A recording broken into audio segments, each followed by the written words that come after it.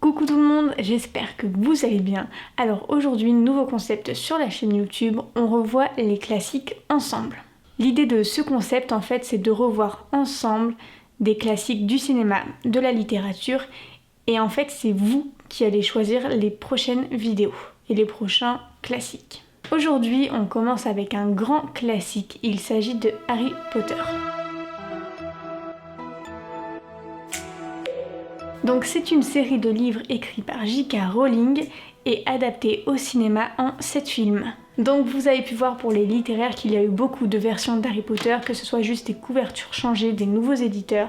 Il y a vraiment un gros monopole en fait autour de Harry Potter dans la lecture jeunesse. Donc pour ma part, je ne vais pas du tout parler des livres dans cette vidéo parce qu'en fait j'en ai lu qu'un. Je n'ai pas accroché aux livres, sûrement parce que j'avais déjà vu les films et que j'avais déjà eu un a priori. Donc aujourd'hui on se concentre sur les films Harry Potter. Alors pour commencer cette vidéo, j'ai envie de vous parler des points négatifs parce qu'en fait je vais me garder les points positifs pour finir cette vidéo sur une bonne note. Tout d'abord, il y a un point que je tiens à relever, en fait c'est lorsqu'Harry Potter rencontre quelqu'un. Premier point qui moi m'a vraiment dérangé, c'est lorsqu'Harry Potter en fait rencontre du monde à Poudlard, c'est ses débuts, et tout le monde lui sort « Alors c'est toi Harry Potter ?» Comme si ce petit garçon de 8 ans, il me semble, avait accompli des choses immenses, alors que finalement, à ce moment-là, il n'en est rien. Il n'a rien accompli. Il ne connaît même pas finalement ses vrais objectifs. Donc je trouve que c'est un peu prématuré et peut-être que ça nous dévoile un petit peu trop le pas sur l'histoire qui va se passer ensuite. Second point, il faut vraiment qu'on parle ensemble du personnage d'Harry Potter. Parce que moi je le trouve super énervant. J'ai qu'une envie, c'est de lui en coller une à chaque fois que je le vois. Le truc en fait qui fait que je n'accroche pas à son personnage, c'est que voilà, il découvre ce monde qui n'est pas du tout le sien. Et il se l'approprie d'une façon qui est assez dérangeante parce qu'il fonce tête baissée, il réfléchit pas. Et du coup j'ai la forte impression que dans sa tête il n'évolue pas parce que pour lui tout est acquis. C'est comme si en fait sa cicatrice lui expliquait que tout était bon pour lui. Maintenant nous allons passer en fait aux deux amis donc de Harry Potter, Ron et Hermione, qui je trouve sont un petit peu trop effacés en fait derrière Harry Potter. Ils sont dans le même cas que lui, en fait ils foncent tête baissée parce qu'ils suivent leur ami, mais finalement on n'a pas l'impression de vraiment les découvrir. J'aimerais qu'ils s'imposent un peu plus, j'aimerais qu'ils m'emportent eux en fait et pas tout le temps suivre Harry.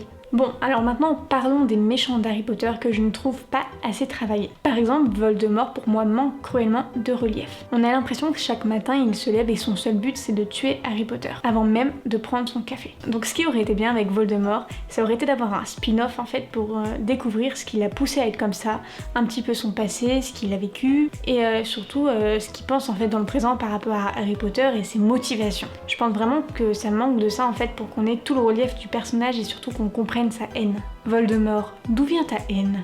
Donc par exemple Drago Malfoy qui est censé aussi être un ennemi d'école d'Harry Potter, bah en fait c'est juste que c'est un petit idiot qui n'a pas encore compris les choses.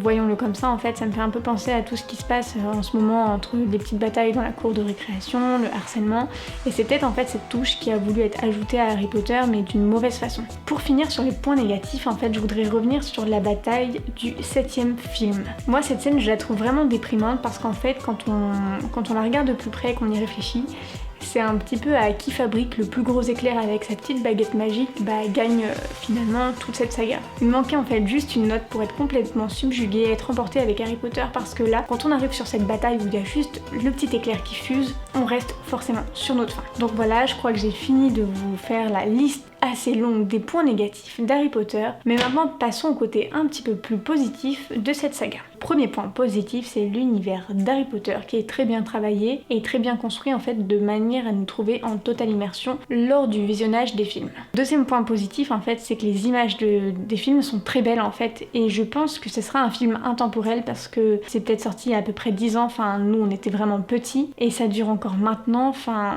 on les retrouve maintenant sur Netflix et il y a vraiment un tel engouement en fait, que ce soit niveau objet en fait, on peut trouver des baguettes magiques, des pop Harry Potter, enfin il y a de tout, il y en a pour tout le monde, que je pense que ce sera quelque chose d'assez intemporel et qui va durer dans le temps. Troisième et dernier point positif, je tiens à parler de Dobby qui est extrêmement mignon et que j'aimerais adopter chez moi. Donc si vous en avez un à disposition, vous pouvez m'appeler sur mon téléphone. Nous voici arrivés au moment de la conclusion de cette vidéo. Donc comme vous pouvez le voir, Harry Potter c'est vraiment pas un coup de cœur pour moi. Enfin j'ai regardé les 7 films comme tout le monde, hein, mais sans réellement accrocher. Enfin Harry Potter c'est vraiment pas fait pour moi, mais je suis ouverte en fait pour discuter avec vous de la saga, de recueillir vos avis, de vos impressions. N'hésitez pas à me dire en commentaire ce que vous en avez pensé. Pour la prochaine vidéo donc de ce genre, on va lancer un petit sondage très prochainement sur Twitter et on se retrouve la semaine prochaine pour une nouvelle vidéo. Je vous fais 1000 bisous et abonnez-vous.